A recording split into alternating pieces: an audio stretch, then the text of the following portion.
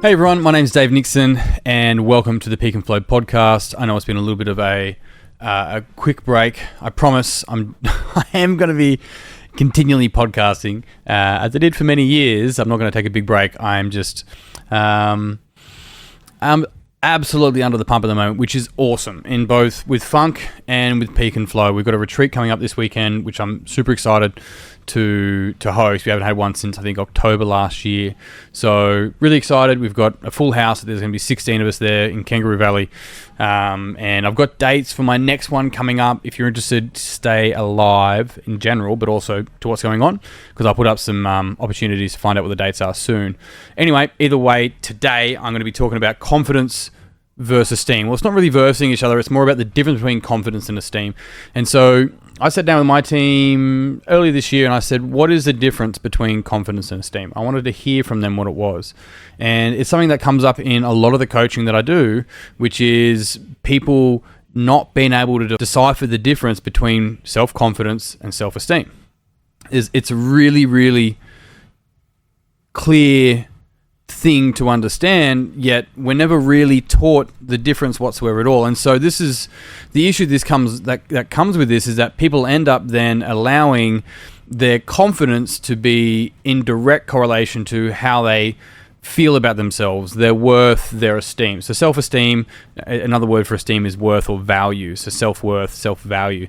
And the key word in that is self, because no one else can give you that, yet we are taught, we train ourselves, I guess, over the years in the face of, primary caregivers and coaches and teachers and so forth, to be able to value ourselves based on their feedback. And that's a really key important thing that I hope I get to unpack for you today in this short podcast. But one of the key things is that esteem ends up being conditional. Value, worth, ends up being conditional, and it's not. It is fundamentally not. It is a flaw, sort of, in how we develop as little humans. Our esteem and our value is not conditional, yet we allow ourselves to learn that it is, and we commonly tie our self-confidence, especially as adults, because we don't like to be seen, as a general rule, as beginners, we can tie our confidence and esteem together. And so if somebody gives our confidence a hit, then we feel bad about ourselves. Our self-worth drops from that.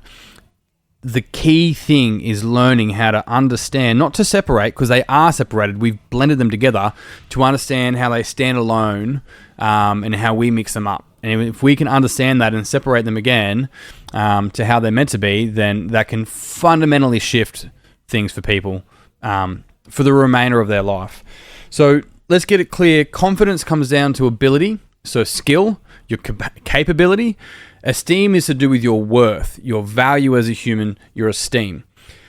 I had a coaching session recently, and one of the guys simply said something that I said to him years ago when we were doing some coaching, which is, what does a dog need to do in order to be worthy? So a dog's born and a dog dogs. What does a dog need to do in order to be worthy? It's like, well, it just does. There's not like we might put a dollar value on a dog and selling a dog, but the dog itself, it doesn't have to really do anything. Some dogs might be less trained and, more aggressive and all these sorts of things, but that's all to do with the dog's personality. The actual worth of the dog, it doesn't have to do it. It doesn't have to, pay a particular amount of tax. It doesn't have to be seen as anything in the eyes of anyone else. Now, it doesn't mean that dogs, not that I've spoken or coached any dogs, don't come with their challenges based on, their primary caregivers. But the key foundational point was nothing. It's the same as a baby. A baby is born. You don't go, oh, this one's worth this much. This one, yeah, they don't really deserve to be esteemed as much as this other one, right? As if we're able to decide for the baby. The baby is born perfect in whatever capacity that actually is. And so there's a brilliant book, it's actually behind me, called Pearl Beyond Price by A.H. Almas. And what it's really talking to is that the pearl doesn't have a price. It's a pearl. It is beautiful and perfect in all of its imperfectness as it exists. We put a price on it. Our human construct puts a price on it. And if the pearl could think and it believed what we thought about it, then each pearl would have a different value. But it's not the case. It's not the case at all. And the same thing for humans.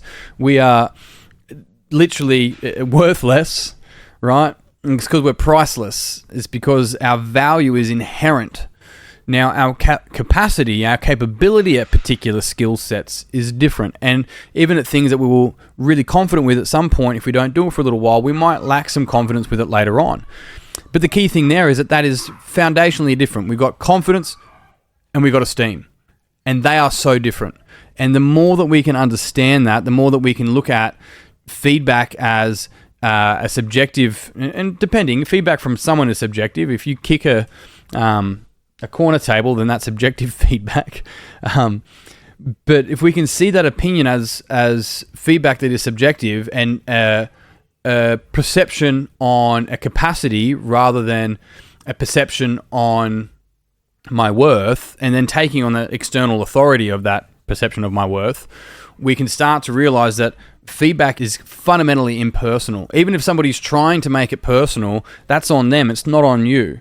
And so feedback is impersonal, 100%.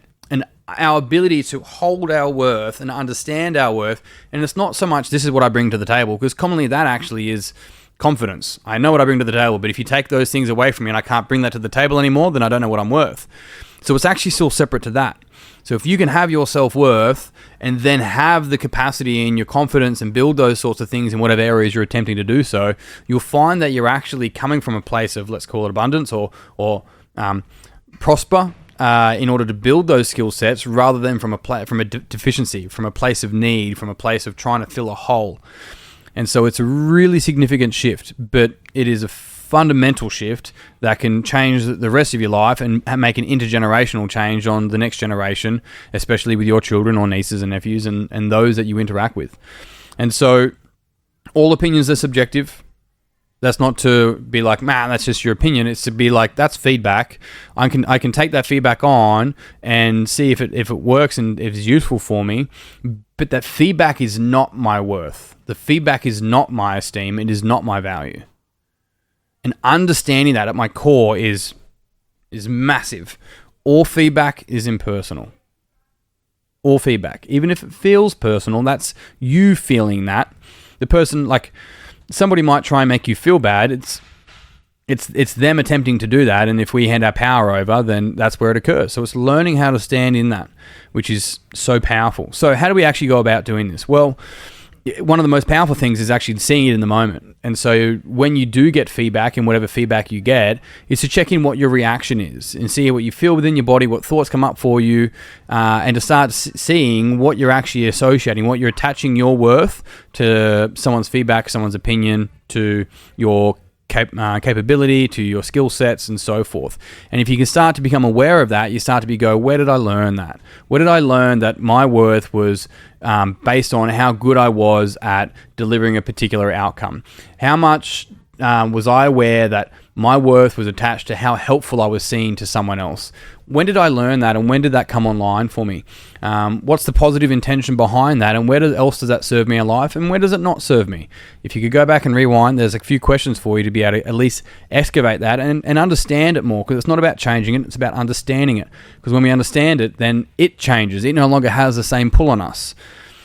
And from there, it really is being able to breathe, pause, and separate feedback and skill from your worth. And it's not attempting to inflate worth, because that's presupposing that it needs to be inflated. It's understanding your worth is priceless. That no one can take that away from you, but we do learn on how to hand it over. And it's unlearning that.